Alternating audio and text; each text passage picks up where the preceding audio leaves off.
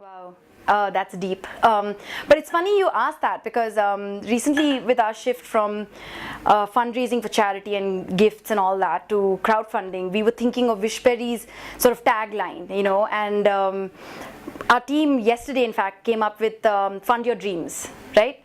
And I kind of think of both crowdfunding and startups to be just that, right? I mean, in India, our culture kind of dictates us being doctors and engineers if you're a boy, and getting married and having babies if you're a girl. And I feel startup is the kind of way forward to try something new, to try what you really want to do, whether it is, making a movie or going to the moon or even just starting a company in the IT space, marketing space, whatever it is, right? So I think it's extremely important for people to venture out in entrepreneurship just to follow their dreams, and then maybe use Wishberry to fund it.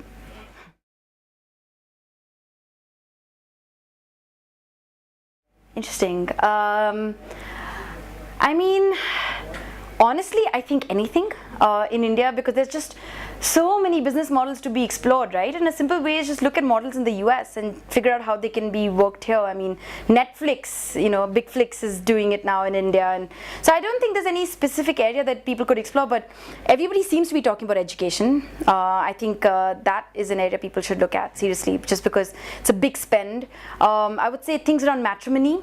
Marriages would be another big area, just because again it's a recession-proof business, right? Healthcare, and especially neonatal, so prenatal healthcare, because again babies are a part of our life, especially in the context of our culture. I would say those three is what comes to mind. Start now and start simple and just try till you succeed. Don't give up in a year, 2 years. Give it at least 3 to 5 years. It will work if you put your mind to it.